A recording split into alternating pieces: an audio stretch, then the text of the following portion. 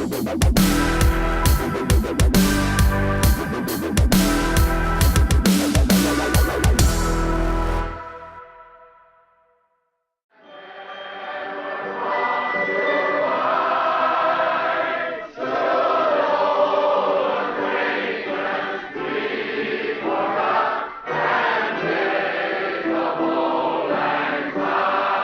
that?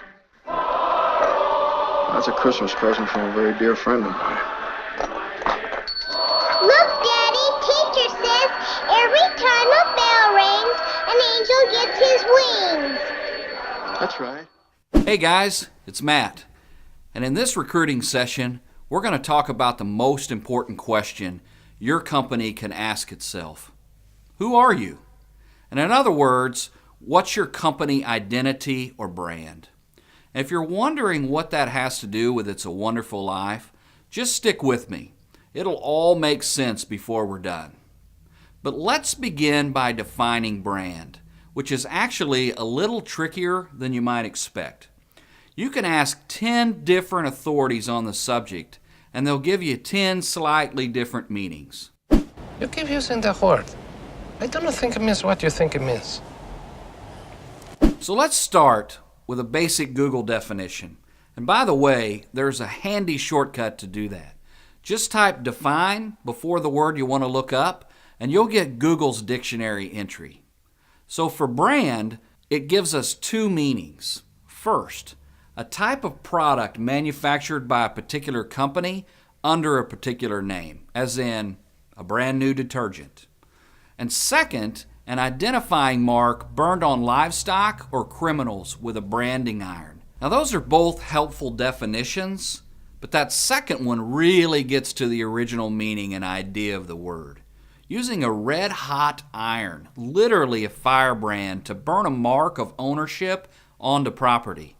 When an old-time rancher branded his herd, or today, when a modern rancher tags his herd, he's distinguishing them, setting them apart from any other cattle, so there's no question whom they belong to. Now that's branding. We could get lots of other definitions that expand on the meaning of brand in a business context.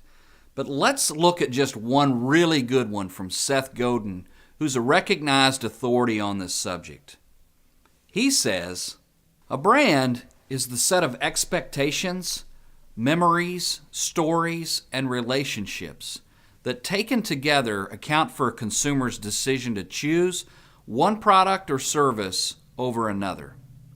If the consumer, whether it's a business, a buyer, a voter, or a donor, doesn't pay a premium, make a selection, or spread the word, then no brand value exists for that consumer. Now, Seth's definition might seem kind of broad or complex, but his point is actually pretty simple. If everything someone knows about your company doesn't convince them that they need you, then for that person, you might as well not exist. And to some extent, that's okay. Your company's not for everyone. You can't be all things to all people, and you shouldn't try. But your existence should matter, and it does matter to some people. And identifying them is the key to building a valuable brand. Essentially, you need to experience your own version of It's a Wonderful Life. Now, what do you mean, Matt? You want us to put on a play? Well, not quite, although if you want to do community theater, more power to you. But that's not really what I'm talking about. Instead, just like George Bailey from It's a Wonderful Life, your company has to discover what your world would be like if you didn't exist. What would be missing? Who would be missing you? What are those things you do and people you serve that make your business unique and wonderful? Of course, those people include your customers and employees. For the purposes of this series, we're focused on the latter, on your employer brand, but overall brand should appeal to both groups. So I encourage you to go through your own It's a Wonderful Life exercise and use it to evaluate the strength of your brand. Are you telling a unique story? And are you telling that story well? And are you telling it consistently? And those are really the three essential characteristics for a great company identity: uniqueness, quality, and consistency. And you should be looking for those whether you're just evaluating your brand or reworking it. So let's spend a little time discussing each essential characteristic. First, uniqueness. You've got to think for yourselves. You're all individuals. Yes, we're all individuals. You're all different. Yes, we are all different. I'm not. Standing out is the hardest, but also the most valuable part of building your brand. Being distinct gives you a real advantage in being recognized and remembered. And Seth Godin puts it in this way: in a crowded marketplace, fitting in is a failure. In a busy marketplace, not standing out is the same as being invisible. And I think we'd all agree that the trucking industry is a crowded and busy marketplace. It's a downright competitive one, too. Everyone is number one. Just ask them. So if I'm a driver looking at a dozen different companies that are all basically saying the same thing, we're number one. I am ranked number one. We're number one. I'm number one.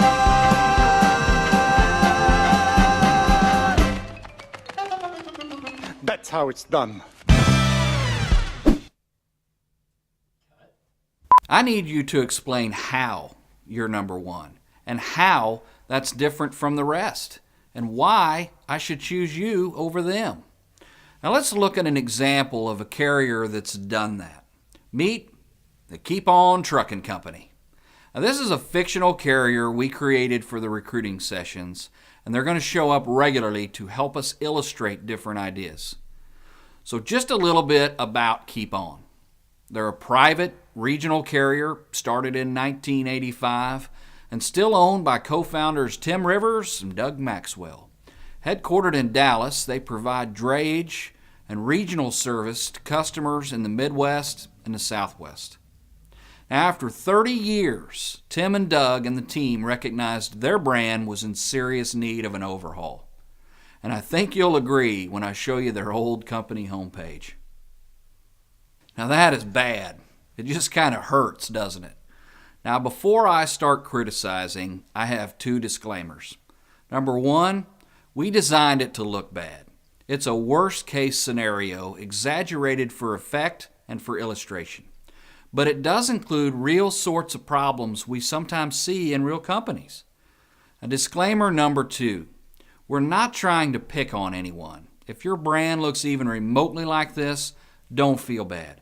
Just recognize you have the opportunity for something much better. Now, having issued those disclaimers, I've got to say this site and brand are a disaster.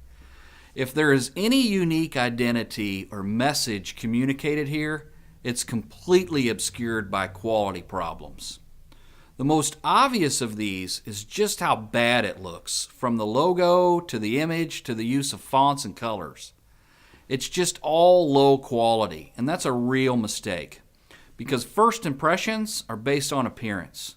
So initially, Keep On appears to be amateur and unprofessional. And the page also reads as bad as it looks. It's plastered with mixed messages, all competing for your attention. I mean, we've got all caps and exclamation points galore. The whole page is just shouting at you, so you're not sure where to start. But the biggest issue with the writing is that it doesn't tell a good story. Instead of a narrative carefully woven together, we just have a bunch of facts loosely strung together. And that's a problem, because people remember stories, but they forget facts. We simply can't retain all the information that comes our way. To really stick, something has to capture our imagination or relate to our own experience. This messaging just isn't doing that. Taken all together, if this brand sticks out at all, it's like a sore thumb. And that's truly unfortunate because it's not true. It's a misrepresentation. Keep On Truckin' is much better than this. And they're a good company with a good story, and their brand just makes them look bad. And they knew it, so they got to work, starting with their own It's a Wonderful Life exercise. As they took a good hard look in the mirror, the first thing they had to admit was everything they are not. And they're not the biggest by any measure, not in terms of their fleet, locations, or service area. Nor do they have the most or best known customers. That means no high-profile name recognition. And they don't have the deepest pockets, so they can't claim superior equipment or facilities. And that's not to say that they're failing in these areas. They're actually gaining ground in all of them, in size, customers, reputation, and profits. But none of these are distinct advantages. So what is? If they can't outsize, outreach, or outspend their competition, what can they do? They can outcare them, that's what. And I can't deny the fact that you like me. Right now, you like me. After reflecting on what makes them distinct, their defining characteristic turned out to be care. For customers and employees. Now on the surface, that might not sound like a differentiator. After all, what trucking company doesn't care for its people? But for Keep On, this proved to be such a priority and a part of their DNA, they knew they could make it their central theme and relate everything else to it. And we'll take a look at the results and, more importantly, how you can get your own in our next session, Making Your Brand Stand Out Part 2. Until then, I'm Matt.